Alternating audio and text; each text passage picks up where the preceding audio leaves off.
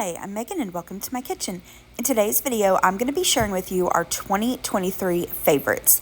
These are new recipes that we tried in 2023 that we absolutely loved that have become our favorites. Some of these we've already made several times since initially making them.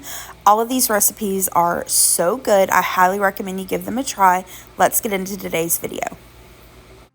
For dinner the next night, I tried a new recipe for a Crockpot Korean BBQ.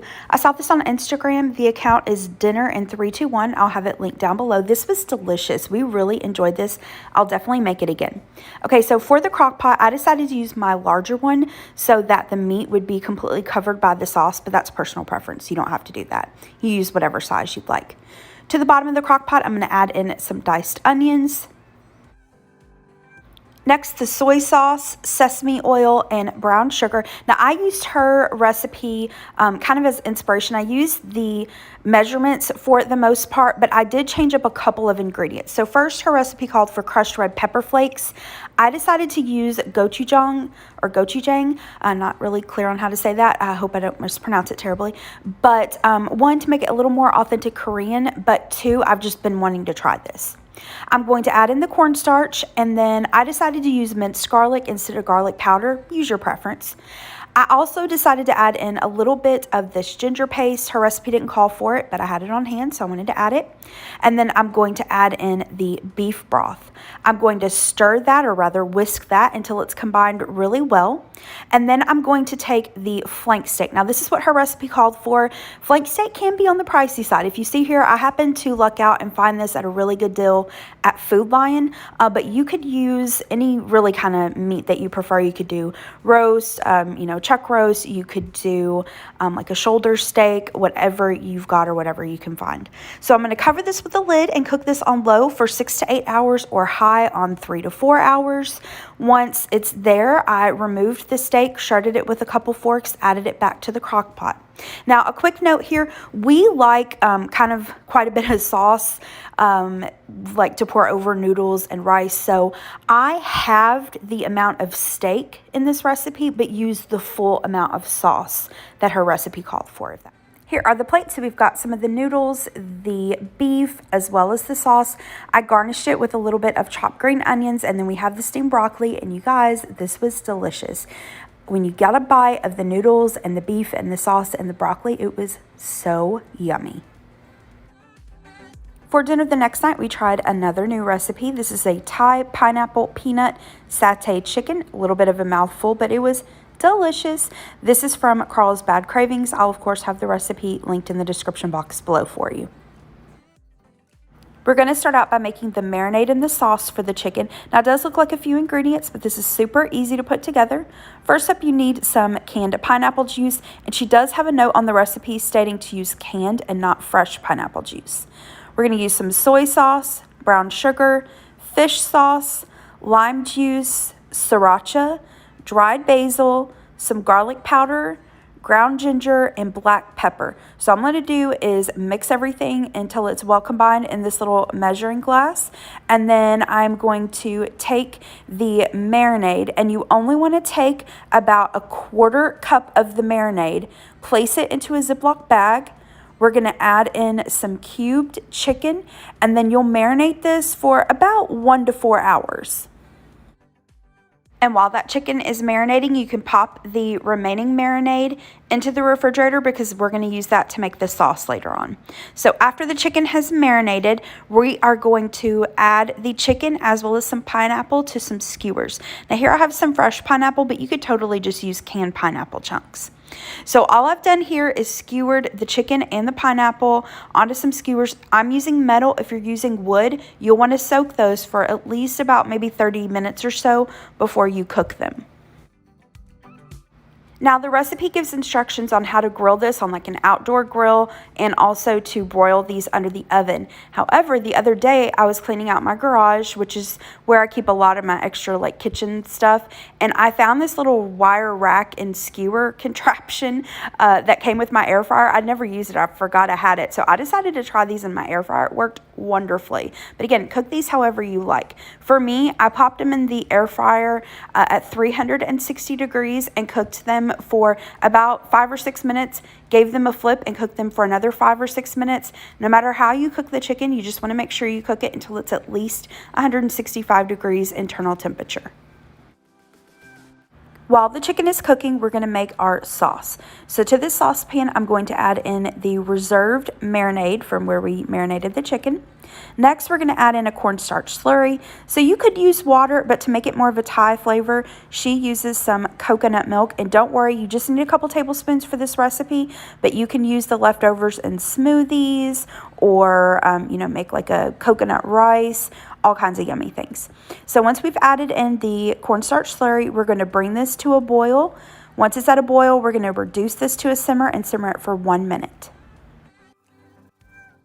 After the minute, we're going to turn the heat off, and off the heat, we're going to add in some crunchy peanut butter. Now, that's what the recipe called for, and I happen to have it on hand, but if all you've got is creamy, that's totally fine. Just use it. So we're going to whisk in that peanut butter, and then that's it. The sauce is done. Now, I felt like this was a little thick, so I'm going to add in a little bit more coconut milk. You could add in some water to thin it out. And then we're going to give this a taste, and you can add, a little more lime juice. You could add a little more coconut milk or sriracha. I felt like it needed a little bit more lime juice, so I'm going to add that in and give it a stir, and then that's it. The sauce is done. Here's what it looked like when it was done.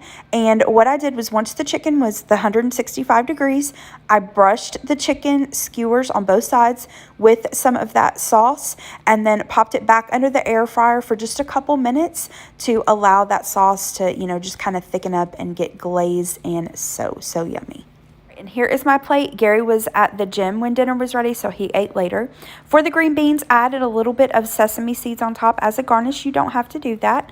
I added the rice to my plate and then drizzled some of the leftover sauce over the rice.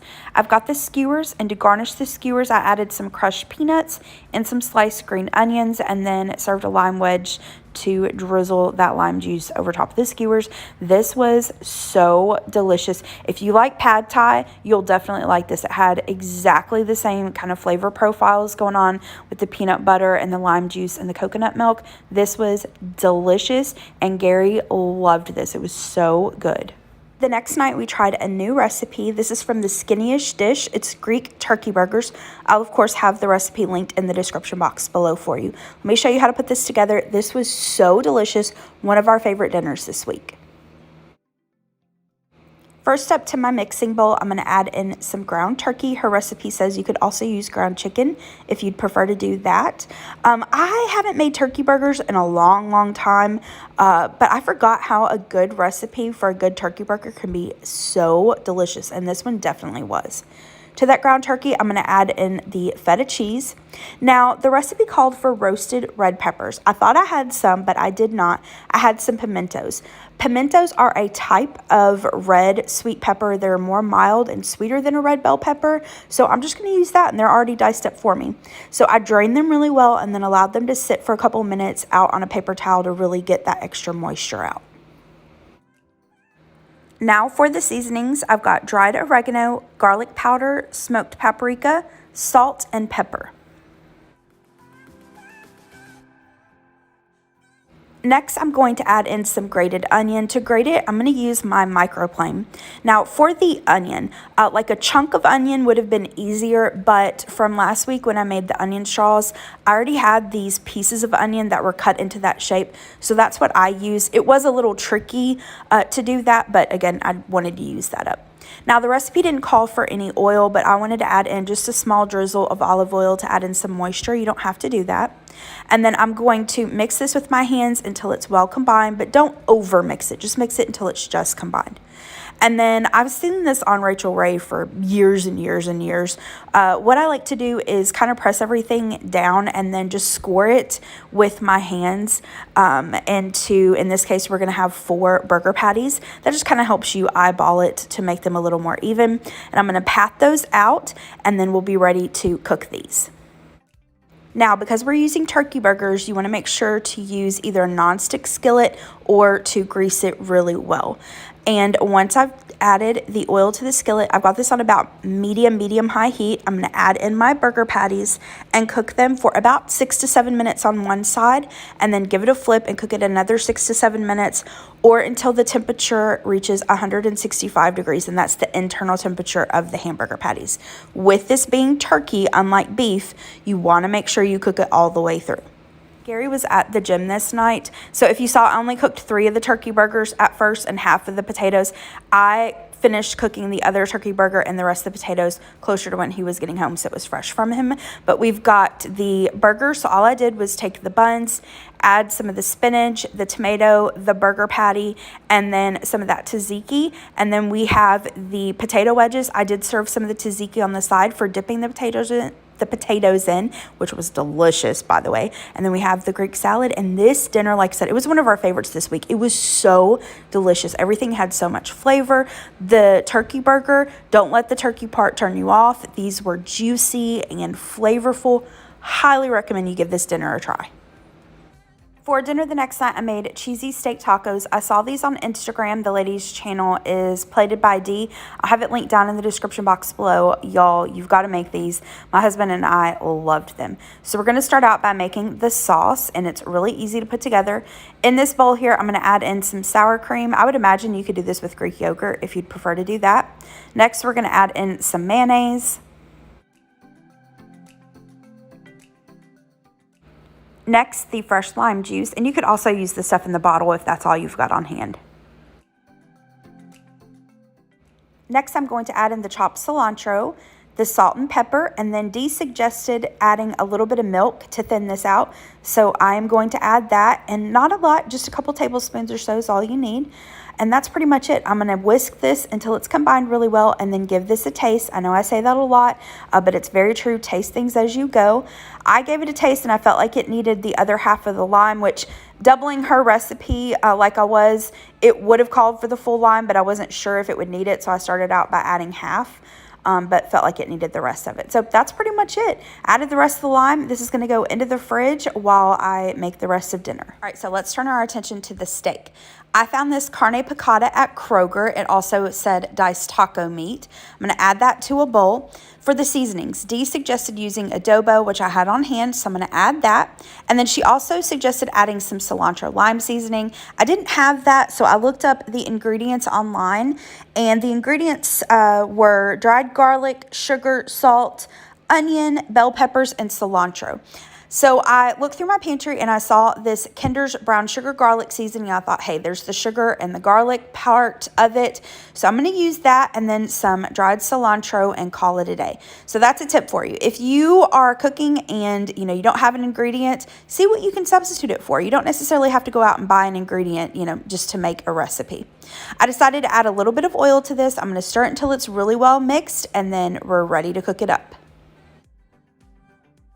I've got my cast iron skillet over about medium-high heat with some oil in it. It is like screaming hot, so I'm going to add in the steak. Now, I should have probably done this in 2 batches, but it's fine. It didn't get maybe as brown and caramelized as it could have, but it turned out all right in the end. It was delicious. So this doesn't take hardly any time at all to cook because the steak is so small. It just took a couple minutes. Once it is brown, it's ready. I'm going to remove it to a separate plate, not the same bowl that we use the raw meat to toss it in. You want to make sure you get a clean plate or bowl, but I'm going to remove the steak and then set that to the side. So for this next part, you could do it in the same cast iron skillet if you wanted to clean it out, or you could also do a griddle. I'm going to use this little square flatter skillet. I got this on Amazon. It was Tefal brand. It wasn't very expensive, but I love doing grilled sandwiches and pancakes and stuff like that on it. So this is where I knew I would love this recipe, is because these tacos are pretty much like a quesadilla and a taco got married and had a baby. So we're going to add a little bit of butter to the skillet and then add our tortilla, add on some cheese. Once the tortilla is nice and golden brown and that cheese is melted, we're going to add the steak and then fold it over. And then that's pretty much it. You could eat it right as is, but we're going to make it even yummier by adding that sauce we made earlier and some other toppings. Here are the plates. This was so delicious. That Mexican street corn, of course, you can grill the corn. You can cook it in the oven, however you'd prefer, but the air fryer made it super quick and easy. This was delicious. For dinner the next night, I tried the viral Boursin pasta that's been going around, and y'all, this did not disappoint. This was so good. Now, I will disclaim this though by saying that I've been wanting to make this for a while. However, the recipes that I was looking at called for 2 blocks of Boursin, and Boursin is pretty expensive, at least for me and my budget anyway. So I kept watching for Boursin, like when I would go to the grocery store or when I checked the sales ads, I kept watching for it to go on sale, and I finally caught it at Target on sale a week or two before I made this. So I was like, yes, please. I knew I had to add this to the menu plan, and it did not disappoint. So if you can catch Boursin on sale, or, you know, if regular price, if that's in your budget, I highly recommend you give this recipe a try. It was delicious. Now, I've seen this all over Instagram and YouTube, and I've seen so many people make it, so I just kind of did a combination of different things that I've seen from people. But I know Jessica O'Donoghue made a version of this, so I'll link her video down in the description box below. I've got the oven preheating to 400 degrees. In a baking dish, I'm going to add some grape tomatoes. Next, I'm going to drizzle them with some oil. I happen to have some basil infused oil on hand, so I'm going to use that up, and plus it'll give it good flavor. I'm going to add some salt and pepper and then toss that with the grape tomatoes, and then I'm just going to kind of move them to the side to make room for the cheese. So here's the Boursin cheese. I'm using the garlic and herb. I'm sure whatever flavor you like would be fine in this, but I'm just adding the 2 things of Boursin in, and like I said, I've seen many different recipes that use 2. I've also seen many recipes that use 1. So again, just whatever your preference is. We're going to drizzle a little more olive oil on top of the cheese, and then I'm going to drizzle some balsamic vinegar over top. I can't remember who I saw do that, but it looked delicious, and so I gave it a try. It was so good. Next, we're going to add some minced garlic and then crushed red pepper flakes. Just add as many crushed red pepper flakes to your taste. I'm also going to add in some oregano. This is dried, and then add a little bit more salt and pepper, and then that's it. I'm going to put this into the preheated 400-degree oven, and I baked mine for about 35 minutes or so. You just want to bake it until the tomatoes start to pop. I am going to use some of this fusilli pasta. I got this at Trader Joe's. I'm going to cook it in salted water according to the package instructions. Use your favorite pasta shape. All right, here's what this looked like after about 35 minutes.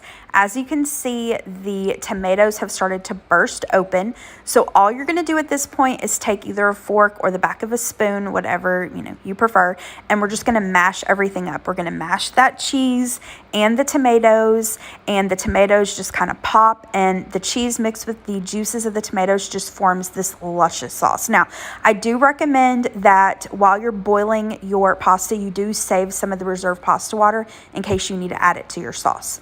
So this is optional. I'm going to add in some fresh basil, and then I happen to have some already cooked shrimp in my fridge. I used this to make a poke bowl for us for lunch, and I had it left over. I wanted to use it, so I'm just going to toss that in. It's already cooked, so with the residual heat and popping it back in the oven, it'll be just fine. Once I've added the shrimp, I'm going to add in some freshly grated Parmesan cheese, give that a stir, and then I'm going to toss in that cooked pasta. Now, I am going to give this a stir. I was happy with the texture, but again, if you feel like it's a little tight for you, you can add some of that pasta water. Now, at this point, you can stop and eat it as is, but I saw some recipes that said to add a little more cheese and finish it in the oven, so that's what I'm going to do. Added a little bit more Parmesan, popped it back in the oven for just maybe about 7 to 10 minutes until the cheese was good and melted, and then once it came out of the oven, I added a little more fresh basil on top as a garnish. All right, and here are the finished plates. We've got some of the pasta, the focaccia, and then we had some of the leftover grilled summer vegetable salad I made a few nights ago. That was on last week's What's for Dinner video. I'll have that linked in the description box below. And this dinner was so good. Like I said, that pasta was amazing. We both absolutely loved it. That grilled summer salad, that was really good. Now, it was cold this night, but it was still delicious. And the focaccia bread, I don't know if it was just this batch or not. Gary loved the focaccia bread. I felt like it was a lot more dense than the focaccia bread I've had in the past. It was okay. I don't know that I would buy it again, but again, maybe it was just the batch that we got or something. But anyway, this was our dinner. So delicious. For dinner the next night, I tried another viral recipe. This time it was the smash burger tacos. I know you've probably seen these everywhere like I have. And yet again, this did not disappoint. These were so incredibly delicious. Now, I was going to cook these out on the Blackstone, but Gary had the gym this night and I wanted to make his fresh for him when he got home. And I didn't want to heat up the Blackstone just to cook one for me and then turn it off and then heat it up again to make his. So I just did it, inside on top of the stove. So for the burgers, I took a pound of ground beef. I used 93.7, just use your preference. I formed them into, I think it was 5 or 6 little golf ball size balls. And then to season them up, use whatever seasonings you prefer. I'm going to do the Kinder's blend as well as the buttery steakhouse. I've got my skillet heated over about medium high heat. I'm going to add one of my little hamburger balls to that. I've already seasoned the first side up. I'm going to season the second side.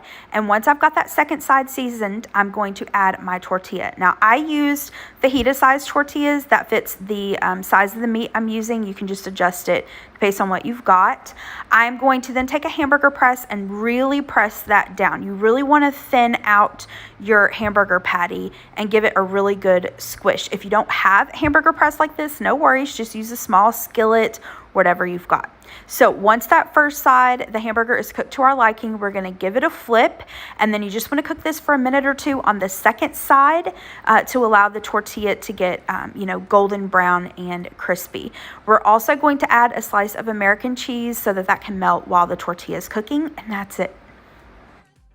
All right, so to top these, most everything that I've seen, people will use lettuce, pickles, and then some kind of burger sauce, as well as diced onions. We don't prefer raw onions in our burgers, so I'm going to skip that. For the burger sauce, I've heard people say this Kinder's burger sauce is really good, so I grabbed that. I also am going to slice up a tomato and set out the ketchup and mustard in case Gary wants to add that to his burgers. All right, here is a picture of my plate. Gary ate later than I did. He ate once he got home from the gym, so you'll see his plate in just a second. But these were delicious. They were so good. I cannot wait to make them again. And just as a more of a note to my future self, Gary preferred the tacos the original way without the ketchup and mustard. He said he really didn't. It really didn't need it. And it was delicious just the way that they were. So good. First up, I tried a new recipe for Hashbrown Egg Casserole. I first saw this on Taylor Elmore's channel. It's been a while ago, and I've been wanting to make it, just hadn't gotten around to it. But I had a package of the Trader Joe's hash browns in my freezer that really needed to be used up, so I thought this was a perfect opportunity to make this casserole. Here are the ingredients that we're going to use. Here are those frozen hash brown patties that I mentioned, and you do not have to thaw those. I've got some eggs, and then I also had just a little bit of egg whites in this carton, and I want to use those up, so I'm going to use those as well. I've got some milk, dry mustard powder, garlic powder, some shredded cheese, cubed ham, and some green onions. I've got the oven preheating to 350 degrees, and I forgot to mention, but I will have Taylor's video linked in the description box below. And a quick note, I didn't quite have the recipe, but I also didn't do a full recipe either, if that makes sense. So the full recipe calls for 8 of the hash brown patties, and as you can see here, I used 5 of them, but it worked out just fine. So I'm going to season up the hash brown patties with some salt and pepper. You don't have to do that. The recipe doesn't say to do it, but I feel like it needs a little bit of seasoning. I'm going to add some of the shredded cheese on top of the hash brown patties, and then follow that up with some of the cubed ham. And if you don't have the ham or you don't want to use it, you could really use any breakfast meat here. Just use some cooked bacon or sausage crumbles or whatever you prefer. Next, we're going to chop up some of those green onions and scatter those over the casserole. I'm going to set that to the side and get started on my egg mixture. So to this measuring cup, I'm going to add in the eggs. And again, I'm using egg whites just to use those up. And I'm also using just regular eggs. And I'm going to give those a really, really good whisk. I like to mix up my eggs with a fork. I just feel like it works better than a whisk, but hey, if you like a whisk, use the whisk. I'm going to transfer this to a small bowl. I didn't have enough room in my measuring cup. Next, I'm going to add in the milk and the seasoning. So we're going to add the garlic powder, the dry mustard, salt, and pepper, and then give that a really good final mix. All right, and while I'm doing that, quick note. So we loved this casserole. Gary especially really, really loved it. He raved about it, and it was delicious. But you can also totally make this your own. You could add in some peppers, some onion, spinach, tomatoes, mushrooms, different breakfast meats. You know, go crazy. Use your imagination. Use whatever you've got on hand. So I'm going to pour that egg mixture over the hash brown casserole, and then we're going to cover this with foil and bake this for about 25 minutes. We're then going to remove the foil and bake it for another 20 to 25 minutes until it starts to get golden brown and your eggs are cooked all the way through. And this is what it looked like when it was done. I would suggest you letting this sit for about 10 minutes before you serve it up. All right, here are the plates. So I served the casserole with some fresh fruit. And then for Gary this morning, I'd made some of the Krusty's blueberry muffins a few days before this, and we had one left over, so I served that up. And like I said, we loved this casserole. It was delicious. I highly recommend you give it a try. So for dinner the next night, it was, I'll call it eclectic. Some people might say thrown together. But I just did not know what I wanted. I just knew I wanted something comforting. So I started going through like my Pinterest boards and my YouTube videos I've saved of things I want to make. And I came across a video from Angie. Her channel is If the Creek Don't Rise. I'll have it linked down below. If you're not following her, when you're done watching my video, definitely go check her out. I absolutely love her channel. Everything she makes looks delicious. And she is like the queen of putting things together and using up things she's got on hand. So I know you'll love her channel. But she has shown many times before something called chicken and a biscuit, and it's her mom's recipe, and I have been intrigued by it. So I decided to give it a try this night. I'll show you how I put it together real quick. Oven is preheating to 350 degrees. In a measuring cup, you can also use a bowl, doesn't really matter. I'm going to add in a can of cream of chicken soup. If you are morally opposed to using canned soups, you can of course make your own from scratch. To the soup, I'm going to take some milk and just fill up that same can, add it to the measuring cup, and whisk that until it's really well combined. As you can see, I should have used a bigger measuring cup, but that's all right. So once I've got that well mixed, I'm going to set that to the side, and then to a greased casserole dish, I think this is a 9x9 here. To that, we're going to add our biscuits. Now, Angie said that she likes to use the Great Value, the small little biscuits. I didn't have that on hand. I did have a container of these graham biscuits though, but I checked, and the small container of biscuits, I think is like 7.5 ounces, and these larger cans, I can't remember exactly, but I think they were like 14 to 16 ounces. So I just use a little less than half that can and cut the biscuits into smaller pieces so that they would more mimic the biscuits that she uses. But all we're going to do is lay down the biscuits and then pour the milk and cream of chicken mixture over top of it. You're going to add a little bit of pepper on top. She said you can also do some parsley flakes. I added parsley at the end. This is going to go into the preheated oven, and you're going to bake it for about 25 to 30 minutes or until your biscuits are cooked all the way through. Here's what it looked like when it was done. I did add some parsley flakes on top as a garnish, but you totally don't have to do that. Here are the plates. So we've got the sides and the chicken and a biscuit, and y'all, this chicken and a biscuit, it was so good. It was just delicious. It was easy, budget friendly. If you like chicken and dumplings, I would recommend you give this recipe a try. It was so good. A couple months or so ago, I had Olive Garden's chicken and gnocchi soup for the first time and loved it. But I was like, I can probably make this at home. So I looked up some recipes and made it. It was delicious. Gary and I loved this. We'll absolutely make this again. I'll have the recipe that I linked down in the description box below, and I did have the recipe. So let me show you what I did real quick. I'm adding some butter to a sauce pot, and on medium heat, I'm going to allow that butter to melt. Once it's melted, I'm going to add in some diced onion. Now, I had a red onion in my fridge that needed to be used up, so that's what I'm using. Just use what you prefer.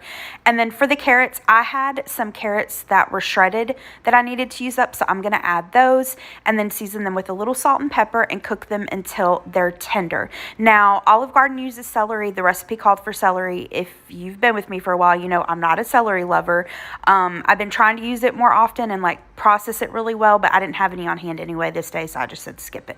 Now, while that is sauteing, I have this package of Jim and Nick's cheese biscuit mix. Jim and Nick's is a barbecue restaurant chain if you're not familiar with them, and I just found this mix at Walmart. I'm going to make it according to the package instructions. Once the veggies are tender, we're going to add in our flour and give that a stir, and then I'm going to cook that for a minute or two so that that raw flour taste comes out. Next, you'll add in your chicken broth. Now, I'm just using some water and chicken bouillon powder. And when you're adding your liquids, you want to add them slowly and make sure you're whisking the whole time. That just helps you not to have lumps. So once I've got that chicken broth stirred in, I'm going to add in the half and half. And it looks like I added it faster than what I did in real life because I've got this sped up. So once I've got that added, we're going to add our seasonings. So I'm adding some ground thyme, yellow mustard powder, and then salt and pepper. And I apologize, I said ground thyme, I meant dried thyme. So I've whisked the seasonings in, and then I realized that I was supposed to add some minced garlic to the onions and vegetables, and I forgot, so I'm just going to add in some garlic powder. Now for the chicken. I had some rotisserie chicken on hand that I needed to use up, so I chopped that and I'm adding it. You can use raw chicken for this though. If you're using raw chicken, you would add it to this broth and then simmer the chicken for about 20-25 minutes until it's tender and it's at least 165 degrees. Remove the chicken, chop it up, and add it back. But since this is already cooked, we're just going to add in that rotisserie chicken, give it a stir, and I allowed this to come to a gentle boil. I simmered this until I was happy with the consistency, which I wanted a little on the thicker side, but if you want it thinner, you can obviously add more broth or half and half. So now I'm going to add in the gnocchi. I just bought this from Walmart and I had a little bit of another package in my pantry. I figured I'd just toss it in and use that package up. When you're adding the gnocchi, do make sure you break it up so that you don't get like a big glob of gnocchi. So I've stirred that in, and then you just want to simmer this until the gnocchi is tender. You'll do that according to your package instructions, which for mine I think was like 5 to 7 minutes. Once that's tender, we're going to add in the chopped spinach as well as some red pepper flakes.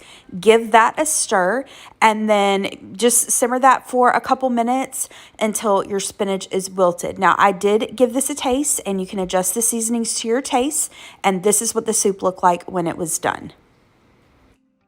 So we've got some of those cheese biscuits, the soup. I garnished the soup with some freshly cracked black pepper. And then right before we ate it, we did sprinkle on a little Parmesan cheese. And like I said, we loved this soup. It was delicious. It was comforting. It was like an Italian chicken and dumplings. It was so good. All right, that is it for today's video. I hope you enjoyed our stroll down 2023 memory lane. If you liked this video, please hit the thumbs up button below and subscribe to my channel if you're not already. Happy New Year's, you guys. I hope you all have a safe and just wonderful upcoming year. Thanks so much for watching. Have a great rest of the day. Bye-bye.